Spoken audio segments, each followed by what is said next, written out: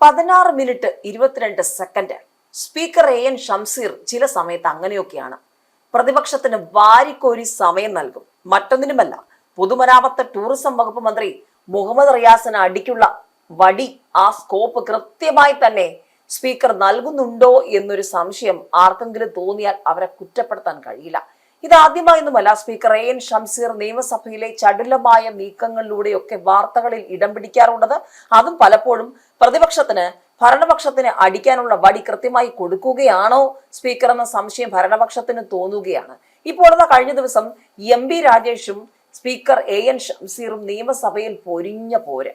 രണ്ടുപേരും കൊമ്പുകോർത്തിരിക്കുകയാണ്. നിയമസഭയിൽ റോഡിലെ കുഴി വിഷയം, അതായത് റോഡിലെ കുഴി എന്ന് പറയുമ്പോൾ ആരുടെ വകുപ്പാണെന്ന് എല്ലാവർക്കും അറിയാം. പൊതുമരാമത്ത് വകുപ്പ് മന്ത്രി മുഹമ്മദ് റിയാസിന്റെ വകുപ്പ്. റോഡിലെ കുഴികൾ ഇപ്പോൾ കുളങ്ങളായി മാറി. കുഴികൾ എണ്ണാനാണ് മന്ത്രി പറഞ്ഞതെങ്കിൽ ഇപ്പോൾ കുളങ്ങൾ എണ്ണേണ്ട അവസ്ഥയാണെന്ന് പ്രതിപക്ഷം ആഞ്ഞടിച്ചുകൊണ്ടിരിക്കുമ്പോൾ അതിരൂക്ഷമായ വാക്പ്രയോഗങ്ങൾ നിയമസഭയിൽ പൊതുമരാമത്ത് മന്ത്രിക്ക് നേരെ, പൊതുമരാമത്ത് മന്ത്രി എന്ന് പറയുമ്പോൾ മുഖ്യമന്ത്രി പിണറായി വിജയന്റെ മകളുടെ ഭർത്താവിന് നേരെ ഉയർന്നു വരികയാണ്. പ്രതിപക്ഷം ഉയർത്തിക്കൊണ്ടുവരികയാണ്. തെരഞ്ഞെടുപ്പ് തോൽവിക്ക് പിന്നാലെ മുഖ്യമന്ത്രിക്ക് നേരെയും മരുമകന് നേരെയും നിരന്തര വിമർശനം പാർട്ടിക്കുള്ളിൽ ഉയർന്നു വന്നുകൊണ്ടിരിക്കുമ്പോൾ നിയമസഭയിൽ പ്രതിപക്ഷം വരഞ്ഞിട്ട് പൂട്ടുമ്പോൾ അവിടെ ഇതാ സ്പീക്കർ എ എൻ ഷംസീർ കൊടുത്ത 16 മിനിറ്റ് 22 സെക്കൻഡ് അതിത്തിരി കൂടിപ്പോയെന്നാണ് മന്ത്രി എം.ബി. രാജേഷ് പറയുന്നത്. ഏതായാലും സമയം കൂടിയൊന്നുമില്ല, കൃത്യമായ സമയം തന്നെയാണ് പ്രതിപക്ഷത്തിന് നൽകിയത് എന്ന് പറഞ്ഞുകൊണ്ട് താൻ ക്ലോക്കും വാച്ചും ഒക്കെ നോക്കുന്നുണ്ട് എന്നാണ് സ്പീക്കർ എ എൻ ഷംസീർ എം.ബി. രാജേഷിന് കൊടുത്ത മറുപടി. പക്ഷേ പ്രതിപക്ഷത്തിന് പ്രസംഗിക്കാൻ കൂടുതൽ സമയം നൽകുന്നുണ്ട്. അതിന്റെ പേരിൽ ഭരണപക്ഷം സഭയിൽ സ്പീക്കർക്കെതിരെ തന്നെ തിരിയുന്നൊരവസ്ഥ, മന്ത്രിയും സ്പീക്കറും തമ്മിൽ വാക്പോരിലേക്ക് എത്തുന്ന അവസ്ഥ, എല്ലാം കൊണ്ട് ചെന്ന് പതിക്കുന്നത്, എല്ലാം കൊള്ളുന്നത് ഒരു ഇടത്ത് തന്നെയാണ്. പൊതുമരാമത്ത് മന്ത്രി മുഹമ്മദ് റിയാസിന് നേരെ തന്നെയാണ് എന്നുള്ളതാണ്. ഭരണപക്ഷവും പ്രതിപക്ഷവും ഒരുപോലെ ആ ഒരു പേരിലേക്ക് വിരൽ ചൂണ്ടുന്ന അവസ്ഥയിലേക്ക് നിയമസഭയിൽ കാര്യങ്ങൾ എത്തുന്നു. കഴിഞ്ഞ ദിവസം പ്രതിപക്ഷം നിയമസഭയിൽ റിയാസിനെ എടുത്തിട്ട് അമ്മാനമാടുന്നതാണ് എല്ലാവരും കണ്ടത്. പ്രതിപക്ഷത്തിന് പ്രസംഗിക്കാൻ ഇതിനിടയിലാണ് കൂടുതൽ സമയം സ്പീക്കർ നൽകുന്നു എന്ന് ആരോപിച്ചുകൊണ്ട് സ്പീക്കർ എ എൻ ഷംസീറിനെതിരെ മുൻ സ്പീക്കർ ഇപ്പോഴത്തെ മന്ത്രിയായ എം.ബി. രാജേഷ് രംഗത്തിറങ്ങിയിരിക്കുന്നത്. അതും വിഷയം മറ്റൊന്നുമല്ല എന്നുള്ളത് എല്ലാവർക്കും അറിയാം. റോഡുകളുടെ ദയനീയ അവസ്ഥ, ശോച്യാവസ്ഥ. അതിൽ മുസ്ലിം ലീഗിലെ നജീബ് കാന്തപുരം ഇന്നലെ പൊളിച്ചടുക്കി. ആ 16 മിനിറ്റ് 22 സെക്കൻഡ് സമയം കൃത്യമായി കിട്ടിയത് കൊണ്ട് തന്നെ അക്കമിട്ട് കാര്യങ്ങൾ നിരത്താൻ നജീബ് കാന്തപുരത്തിന് ആയി.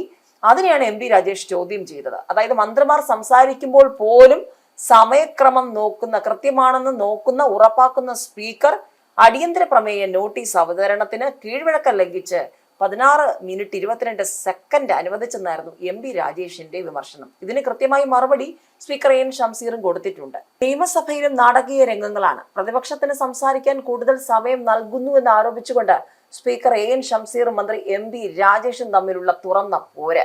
മന്ത്രിയും സ്പീക്കറും കൊമ്പു കോർക്കുന്നു. റോഡുകളുടെ ശോച്യാവസ്ഥ സംബന്ധിച്ച അടിയന്തര പ്രമേയ നോട്ടീസ് അവതരിപ്പിച്ച മുസ്ലിം ലീഗിലെ നജീബ് കാന്തപുരത്തിന് 16.5 മിനിറ്റോളം സമയം അനുവദിച്ച സ്പീക്കറുടെ നടപടിയാണ് എം.ബി. രാജേഷ് ചോദ്യം ചെയ്തത്. മന്ത്രിമാർ സംസാരിക്കുമ്പോൾ പോലും സ്പീക്കർ സമയക്രമം കൃത്യമാണെന്ന് ഉറപ്പാക്കാറുണ്ടെന്നും അടിയന്തര പ്രമേയ നോട്ടീസ് അവതരണത്തിന് കീഴ്വഴക്കം ലംഘിച്ച് 16.5 മിനിറ്റ് അനുവദിച്ചതെന്നുമായിരുന്നു എം.ബി. രാജേഷിന്റെ വിമർശനം. അതേസമയം നിയമസഭയിലെ ഡിജിറ്റൽ ക്ലോക്കിന്റെ തകരാറിനെ തുടർന്നാണ് കൂടുതൽ സമയം എടുത്തതായി കാണിച്ചതെന്നാണ് സ്പീക്കർ വിശദീകരിക്കുന്നത്.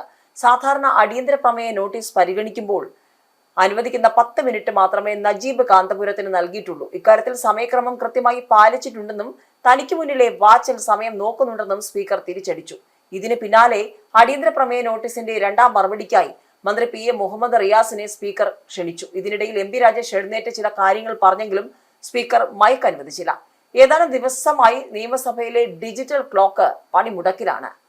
പൊട്ടിപ്പൊളിഞ്ഞ റോഡുകൾ കാരണം സംസ്ഥാനത്ത് 1 ലക്ഷത്തിലേറെ പേർ അപകടത്തിൽപ്പെട്ട് പരിക്കേറ്റ് കിടക്കുകയാണെന്നും അറ്റകുറ്റപ്പണിയും കരാറുകാരുടെ കുടിശ്ശികയും തീർക്കുന്നതിൽ സർക്കാർ ദയനീയമായി പരാജയപ്പെട്ടെന്നും പ്രതിപക്ഷം നിയമസഭയിൽ ആരോപിച്ചു. സംസ്ഥാനത്തെ 90% റോഡുകളും പൂർണ്ണ ഗതാഗത യോഗ്യമാണെന്നും മറ്റിടങ്ങളിൽ ജനങ്ങൾക്കുണ്ടാകുന്ന ബുദ്ധിമുട്ടുകൾ പരമാവധി പരിഹരിക്കാനാണ് ശ്രമിക്കുന്നതെന്നൊക്കെയാണ് മന്ത്രി മുഹമ്മദ് റിയാസ് മറുപടി നൽകിയത്. അറ്റകുറ്റപ്പണി പൂർത്തിയാക്കുന്നതിൽ സർക്കാർ അനാസ്ഥ കാട്ടുന്നുവെന്ന് ആരോപിച്ച് പ്രതിപക്ഷം സഭയിൽ നിന്നും ഇറങ്ങിപ്പോകുന്നതും കേരളം കണ്ടു. റോഡ് പണി തീർക്കുന്നതിൽ പൊതുമരാമത്ത്, തദ്ദേശ, വൈദ്യുതി, ജലവിഭവ വകുപ്പുകൾ തമ്മിൽ ഏകോപനമില്ലെന്നും റോഡ് പണിതാൽ പിറ്റേന്ന് പൈപ്പിടാൻ വരുന്ന രീതി ഇപ്പോഴും തുടരുകയാണെന്നും അടിയന്തര പ്രമേയ നോട്ടീസ് അവതരിപ്പിച്ച ലീഗ് അംഗം നജീബ് കാന്തപുരം ആരോപിച്ചു. കുഴികൾ എണ്ണാനായിരുന്നു മന്ത്രി ആദ്യം പറഞ്ഞത്. എന്നാൽ ഇപ്പോൾ കുളങ്ങൾ എണ്ണേണ്ട അവസ്ഥയിലാണ്. കരാറുകാർക്ക് ഇത്രയും കുടിശ്ശിക തുക വന്ന കാലം മുൻപ് ഉണ്ടായിട്ടില്ല എന്നും അതിനാൽ ആരും കരാർ എടുക്കാൻ പോലും തയ്യാറാകുന്നില്ലെന്നും പ്രതിപക്ഷ നേതാവ് വി ഡി സതീശൻ പറഞ്ഞു.